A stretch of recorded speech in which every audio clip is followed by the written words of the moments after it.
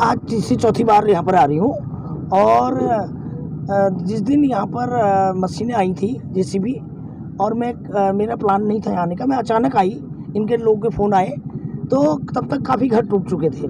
तो उसके बाद जब पुलिस प्रशासन से बात हुई, फॉरेस्ट वालों से बात हुई, उनके पास कागज़ पत्तर नहीं थे और उसके बाद जब हमने कहा कि भाई यहाँ खून खराबा हो जाएगा, तमाम जनता है और आप इनके सर फोड़ोगे, ये आपके सर फोड़ेंगे, तो लिहाजा आप मशीनें बंद कर दो। तो मशीनें बंद कर दी उन्होंने।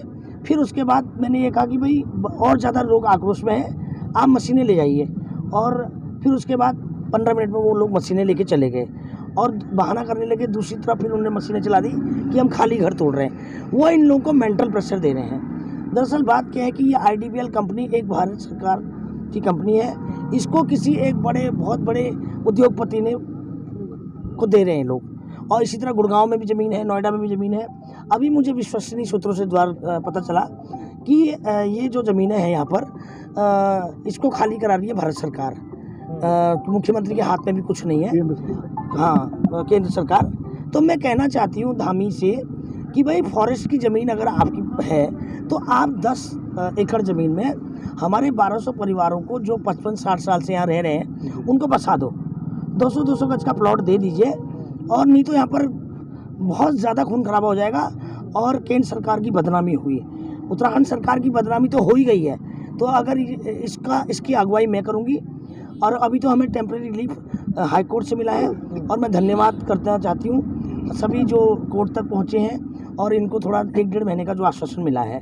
और मेरी डिमांड है, मैं बीइंग उत्तराखंड की बेटी और ये मेरे उत्तराखंड के परिवार के लोग हैं, उत्तराखंड के लोग हैं, और मैं चाहती हूँ कि जो लोग 8-12 साल से अगर जिस ज़मीन पर रहते हैं तो उनका मालिकाना हक हो जाता है। तो इनका तो 55 साल 60 साल हो गए हैं। तो आप लोग 200 गज 10 एकड़ हमारे लिए अलग कर दीजिए और 200 गज ज़मीन एक आदमी को दीजिए, तभी ये मामला शांत होगा, वरना केंद्र सरकार के लिए बहुत मुश्किल होगी। मैडम ये नहीं, सरकार ने तो कोई भी आश्वासन नहीं दिया। सरकार तो गुंडा राज चलाती है ना, और एकड़ उठा के फेंक देगी। अभी एक एक करके किसी को बंद कर रहे हैं, किसी को अभी एक लड़का जो नारे लगा रहा था, जो अगुवाई कर रहा था, उसके ऊपर मुकदमे दर्ज कर दिए। कल मेरे ऊपर भी मुकदमे दर्ज होंगे, मगर मैं तो मुकदमे की परवाह नहीं करती। मगर मैं उत्तराखंड के लोगों के साथ हूँ और मैं सिर्फ ये कह रही हूँ कि ये बात आराम से सुलझ जाए, आपसी बातचीत से समझ जाए। धामी हमें बुलाए और मैं यहाँ के 10-20 लोगों को लेके जाती हूँ, धामी से बात करती हूँ। धामी केंद्र पे इस बात को रखे। और क्यों नहीं मिल सकती है? तमाम आप गुंडे लोगों को फॉरेस्ट की ज़मीन लीज पर दे रहे हो। 99 अभी निकालूंगी इनका इतिहास। तमाम फॉरेस्ट की ज़मीन इन्होंने कितनी लीज पर दे रखी है। मुझको तक फ़ोन आए कि आपको लीज पर ज़मीन तो नहीं चाहिए मेरे उत्तराखंड की, बताइए। दिल्ली में जाके आप बेच रहे हैं उत्तराखंड की फॉरेस्ट की ज़मीन को लीज पर दे, तो इनको क्यों नहीं मिल सकती? ये तो उत्तराखंड के मूल निवासी हैं, तो मूल निवासी को आप बाहर कैसे कर सकते हो? 10 एकड़ ज़मीन में आपको प्लॉटिंग करनी पड़ेगी, वरना बहुत मुश्किल होगी भाजपा के लिए। मैडम कहा कि भाई देखो, तोड़-फोड़ करने से कोई फ़ायदा नहीं है और आप मेंटल प्रेशर दे रहे हैं, इससे कुछ नहीं होने वाला। और खाली ये तब करेंगे जब इनका कोई सोल्यूशन निकलेगा। आप मुझे बताइए, जो 50-60 साल से ऐसी ऐसी बुजुर्ग महिलाएं हैं देखिए, और जिनके हस्बैंड वाइफ हैं, जिनके बच्चे बाहर हैं, और कौन रखेगा इनको बताइए? आजकल लोग आश्रमों में छोड़ देते हैं माँ बाप को, कौन रखेगा? एक महिला तो कह रही थी आंटी जी की भाई हमारे पास जब कुछ होगा ही तो हमारे बच्चे क्यों रखेंगे? आप मुझे बताइए। और कई लोग आजकल बेटा बहू के साथ रहना भी उनकी अपनी लाइफ होती है, डिस्टर्ब भी नहीं करना चाहते। मैक्सिमम ऐसी बुजुर्ग परिवार यहाँ पर हैं ज़्यादातर, कि जो लोग अपने बच्चे उनके बाहर हैं और वो अकेले रह रहे हैं यहाँ पर, तो उनके साथ अन्याय ना किया जाए।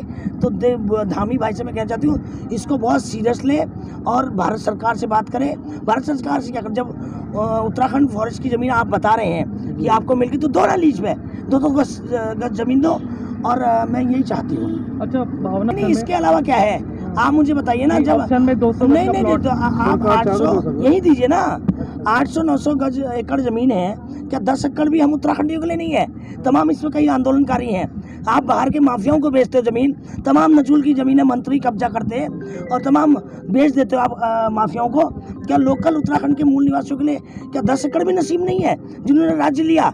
तो ये नहीं होने दूंगी, मैं कतई नहीं होने दूंगी। मैं राज्य आंदोलनकारी हूँ, उत्तराखंड की बेटी हूँ, इनके हक के लिए मैं हमेशा लड़ाई लड़ूंगी। तो मुख्यमंत्री से कब मुलाकात कर रही हैं आप? अब मुख्यमंत्री बुलाएंगे, ये वीडियो जाएगा मुख्यमंत्री तक, फिर मैं यहाँ के 10-20 लोगों को लेकर जाऊंगी। मुख्यमंत्री बुलाए और इसका हल निकाले और तत्काल निकालें। ये अभी तो हमें हाई कोर्ट ने रिलीफ दिया है, सरकार ने कोई रिलीफ नहीं दिया, तो हमारे पास अभी 1-1.5 महीने का टाइम है और उसके बाद क्या फ़ायदा, खून खराबा होगा और इधर भी लाठियाँ चलेंगी उधर भी, और कोई ये लोग इतनी आसानी से कोई खाली नहीं करेगा और हम खाली नहीं होने देंगे इस ज़मीन को। भारत माता की जय, भारत माता की जय। हम हमारा हक ये कहना चाहती हूँ, जो हमारे साथ ये दीदी खड़ी है, लगातार खड़ी है, इन्होंने इनका बहुत सारा है, लेकिन मैं सरकार से ये कहना चाहती हूँ, इतनी हाथापाई करने के बाद क्या हमसे क्या हासिल होगा उनको, हमें घर से बेघर करके क्या मिलेगा उनको। जो रोडों पे आदमी बांग्लादेश से पता नहीं कहाँ से बागड़ी आदमी आके बैठ जाते हैं, उनको भी व्यवस्था करती है सरकार, उनको भी पैसे बांट रही है, राशन बांट रही है, लेकिन हमारी जो सर पे छत है वो भी छीन रहे हैं। ऐसा क्यों? हमारे से कौन सी दुश्मन आ गई है उनको, ये बताइए आप। हमारे उस दिन हमारा घर टूट रहा, उन्होंने 4 JCB इधर से लगा दी, 4 उधर से लगा दी। कहाँ जाएगी जनता, किस को रोकेगी, ये बताइए। अगर इतना दम होता तो हम अपने घर खुद ना बना लेते हैं, जब हमारे पास कुछ है ही नहीं। हम रोड पे बैठे हैं, 1.5-2 महीने से हम रोड पे धरना दे रहे हैं, कोई हमारे पास आ भी नहीं रहा। लेकिन ये दीदी हमारे पास आई, इन्होंने हमें कुछ आश्वासन दिखाया, इनकी बहुत हिम्मत है। लेकिन उस दिन जो ये हमला हुआ, उन्होंने इतना दर्दनाक हमला किया, मेरे बच्चे भी उस दिन बहुत रोने लगे। यहाँ से ऐसे दबाया पुलिस प्रशासन ने, और मुझे पता ही नहीं मेरे साथ, मतलब इतना भयंकर उन्होंने वो किया मेरे साथ। शहरी विकास मंत्री कोई आश्वासन नहीं आपको दिया, आपके बीच आए?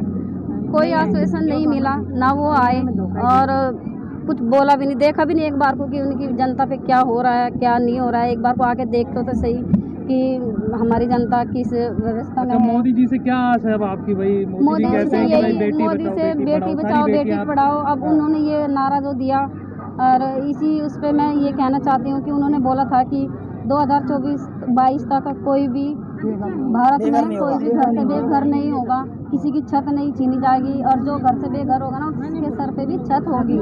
लेकिन आज छत भी जा रही है यहाँ पे, बताओ क्या मिलकर हमारी सब यहाँ पे हम लोगों से तो बीजेपी यहाँ आई, अब हमने कौन सा विरोध किया उनका, ये बताओ आप यहाँ।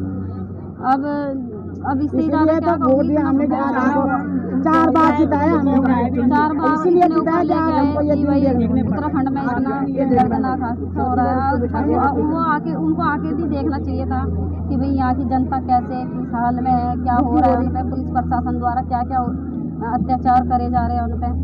क्या आने वाले टाइम में भारतीय जनता पार्टी को वोट दोगे आप? नहीं देंगे, आप तो कभी नहीं देंगे। अब देखो पार्टी को देंगे,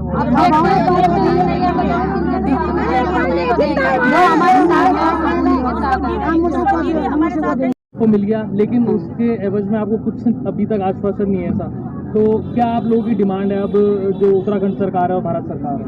अभी मैं सबसे पहले भावना दीदी का धन्यवाद करना चाहती हूँ कि जो हमारे साथ लगातार आती रहती है, और उस दिन भी जिस दिन हमारे पे हमला हुआ था, यहाँ पे जेसीबी आई थी, तोड़ फोड़ हुई थी, उस दिन भी लगातार हमारे साथ रही, शाम तक भी रही, और तब शाम को गई घर, दूसरे दिन भी आई हमारे साथ। सबसे पहले मैं उनका धन्यवाद, बहुत बहुत धन्यवाद दीदी। और अभी तो हमें आश्वासन मिला है, स्टे लगने से हमें आश्वासन मिला है, और अभी खाली 4 आदमियों का स्टे लगा है, फिर उसके बाद हम आगे लगाएंगे। और मैं ये कहना चाहती हूँ कि हमारे यहाँ 1200 परिवार है, 1200 परिवारों को खाली नहीं किया जाए, और हमें कहीं भी प्रधानमंत्री आवास से मतलब 200 गज कहीं पे भी हमें विस्थापित किया जाए। RDPL में मतलब कहीं पे भी वही जगह है RDPL में, इसी RDPL में भी कहीं पे हमें विस्थापित किया जाए, 10 एकड़ में हमें विस्थापित किया जाए। कुछ उम्मीदें? अभी तो उम्मीदें तो है हमें, उम्मीद तो है हमें, हम संघर्ष करेंगे और न हम रुकेंगे न झुकेंगे, और सरकार को झुका के रखेंगे। आप सब करेगी मात्र शक्ति। जब हमने उत्तराखंड ले लिया, उत्तराखंड राज्य लिया, और 2 महीने का मतलब 19 तारीख का हमें स्टेट मिल गया, 2 महीने का, तब मतलब महिला शक्ति इतनी वो है कि वो कुछ न कुछ कर सकती है। अगर महिला आगे रहती है, महिला हर काम कर सकती है। अपनी आवाज़ को लेकर कहाँ तक जाओगे? हम अपनी आवाज़ को लेकर हम मुख्यमंत्री तक जाएंगे, हाई कोर्ट तक जाएंगे, प्रधानमंत्री तक भी जाएंगे कि हम कहाँ जाएंगे, हमारे पास कुछ नहीं है। और जो परसों प्रशासन ने हमारे साथ वो करे थे, हमारे ये बुजुर्ग भाई साहब है, उनको लाठी डंडे मारे, उनके सिर पे चोट आई, बेटी है हमारी, उसमें चोट आई है। तो मतलब प्रशासन ने हमारे साथ ऐसा घिनौना हरकत किया है इन्होंने हरकत किया है प्रशासन ने हमारे साथ। डिमांड आप लोगों की अब क्या है फाइनली कि भाई प्लॉट चाहिए या फिर मकान चाहिए? नहीं, हमें प्लॉट चाहिए। प्लॉट चाहिए। हाँ, ये डिमांड है हमारी। हम कहाँ जाएंगे? ये हमारे मकान बना लेंगे हम। हमें 200 गज दे दे सबको। इतनी जगह है, आगे चल नहीं दे दो हमें। 800 एकड़ जमीन नहीं है, 830 एकड़ जमीन नहीं है। हम क्या जाए यहीं पे? हाँ, यहीं पे क्या जाए। इसमें हम यही स्टेज लगा रहे हैं कि इस बीच में हमारी शासन प्रशासन से बात हुई, मुख्यमंत्री तक हमारी बात पहुंचे और 1200 परिवार का मामला है और करीब 2000 परिवार ऐसे हैं जो यहाँ पे रोजगार करते हैं। वो बेचारे बेरोजगार हो जाएंगे यहाँ से। और सरकार से ये निवेदन है कि किसी को बेरोजगार ना करे, किसी का घर ना उजाड़े। हमारे लिए परमानेंट कोई ऐसी व्यवस्था की जाए, जैसे दीदी ने बताया कि 200 गज जमीन पर मेंबर को मिलनी चाहिए। उससे ये है कि हम लोग अपना आवाज़ रह सकें एक साथ कॉलोनी में। और जैसा कि अभी देखा कि हमारे बीच में क्या कि शासन प्रशासन ने हमारे साथ गुंडागर्दी करी है, लाठी डंडे उन्होंने बरसाए हैं और मुकदमे उन्होंने हमारे पास ऊपर लिख दिए गए हैं। हमारे कई आदमी मुकदमे लिख दिए गए हैं। आज हमारे एक लड़के को जो आंदोलनकारी था, हमारे यहाँ भी साथ में लड़ रहा, संघर्ष कर रहा था, उसको आज पुलिस ने अरेस्ट कर लिया गया है।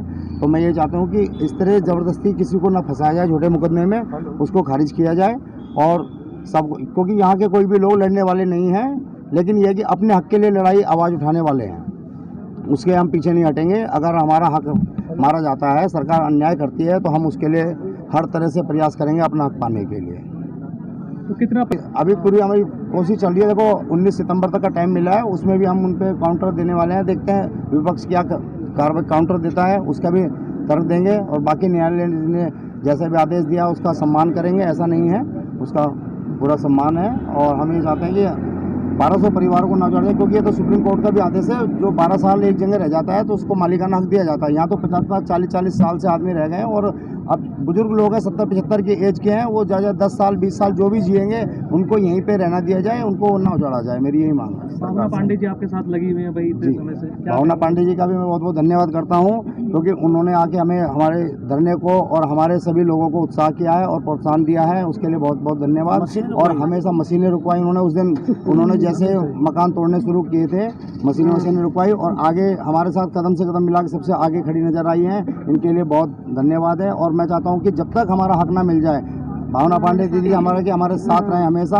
और इस लड़ाई में हमारा पूरा सहयोग करें, क्योंकि हमारी लड़ाई जायज़ है, नाजायज़ नहीं है। हम अपने घर के लिए हक मांग रहे हैं, अपने रोजगार के लिए जगह मांग रहे हैं, हम किसी को नाजायज़ नहीं मांग रहे हैं। और ये उनका राइट बनता है कि 1200 परिवारों को ना जोड़े। हम भारतीय हैं, हम कोई बांग्लादेशी पाकिस्तानी नहीं है, हम भारतीय हैं, उत्तराखंडी हैं। तो हमारे लिए जगह की व्यवस्था की जाए। सरकार यहाँ से उजाड़ने से पहले हमारी व्यवस्था करे, उसके बाद इसको जो भी करना है तब उसके बाद करें।